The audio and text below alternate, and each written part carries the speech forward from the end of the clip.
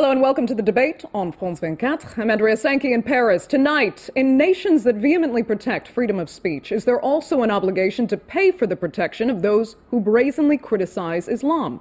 That's the question being asked of French citizens today. They're facing the prospect of an outspoken critic of Islam becoming a French citizen herself.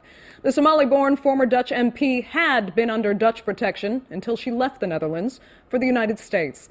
Now she's hoping France will provide her security. Ayaan Hirsi Ali is asking for French citizenship, hoping to get the protection she needs. She's been living in constant fear since 2004, when she helped write the script for a movie by Dutch filmmaker Theo van Gogh, denouncing the treatment of women under Islam. Van Gogh was assassinated by an Islamic radical who vowed she would be next. But that hasn't stopped her speaking her mind. Islam is an aggressive system that separates human beings from each other. Islam has a need to divide the world between good and evil, as do all religions for that matter. Born in Somalia in 1969, she applied for asylum in the Netherlands to escape what she said was a forced marriage. She became a citizen and ran for parliament. After the threat on her life, she received state protection. But 2 years later, she left the country, admitting she lied on her asylum application. She moved to the US, but the Dutch government refused to pay for her protection abroad, as she was no longer an MP. European MPs are now lobbying for Brussels to foot the bill, and in France a group of intellectuals are urging President Sarkozy to keep his election promises. I would like to tell all the children around the world and all threatened women, I want to tell them that it will be France's proud duty to be at their sides. Ayaan Hirsi Ali is hoping France will be at her side now. She received the Simone de Beauvoir Prize for the Freedom of Women in Paris Sunday night.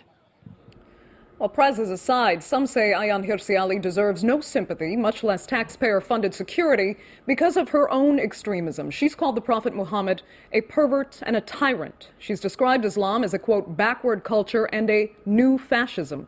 So should a democracy or democracies be obligated to protect her? That's one of the questions we'll debate here tonight. And joining me via satellite from Manchester, New Hampshire, Robert Spencer, a writer and director of jihadwatch.org. From New York, Irshad Manji, an author, producer, and reform-minded Muslim activist. From Washington, D.C., Abed Ayoub, legal advisor at the American Arab Anti-Discrimination Committee.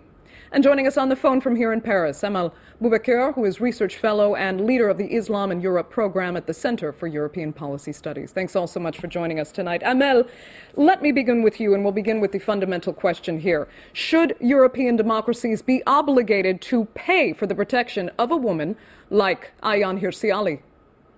Well, I can't answer this question as I'm not a policymaker myself, but as a sociologist, the interesting question is this cause just or compatible with European Islamic values?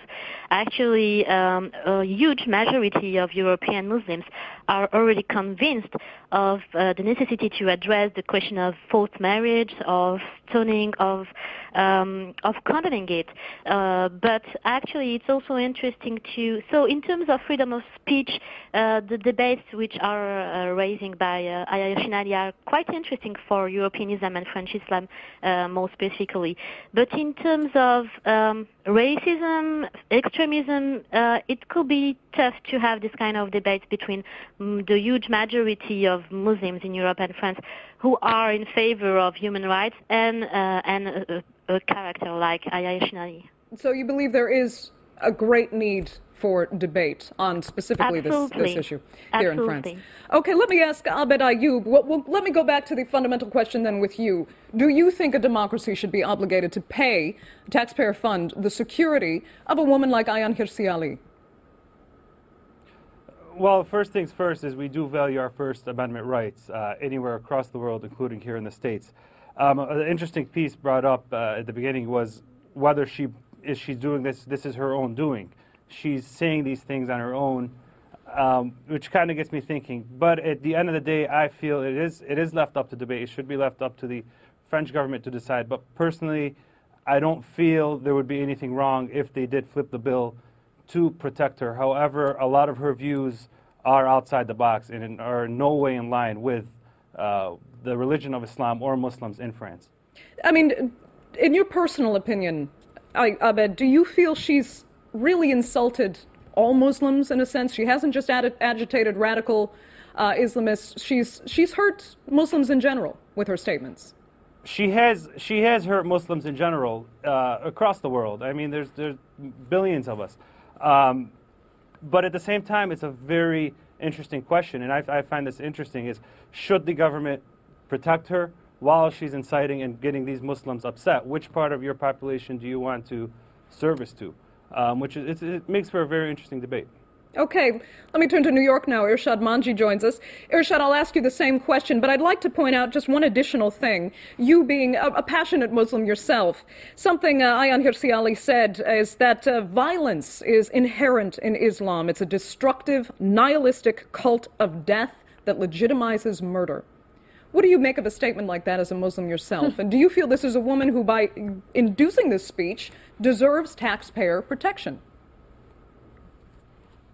Look, Andrea, yes, I'm a passionate Muslim, I'm a reform-minded Muslim, I'm a faithful Muslim, and it is precisely because I am secure in my faith that I don't feel in any way threatened by statements like that. Quite the opposite. I think it's an opportunity for people like perhaps Abed, certainly like me, to engage in what we've all agreed so far is necessary, which is discussion and debate. And look, I'm also, in addition to being a faithful Muslim, I'm a senior fellow with the European Foundation for Democracy, and so it is from that perspective that I can confidently say any democracy that is worth its salt absolutely needs to find ways of protecting freedom of conscience, individual liberty, and pluralism of peaceful ideas. Somebody like Ayaan Hirsi Ali, who is an ex-Muslim, she is an atheist, she has left Islam, but she nonetheless operates, in a democracy, and she is not calling for violence or for the death even of fundamentalist Muslims. Her words need not threaten anybody. And it is only those who are steeped in brittle and rigid dogma, rather than those who enjoy their faith. Only those people will feel that she is a threat to their identity.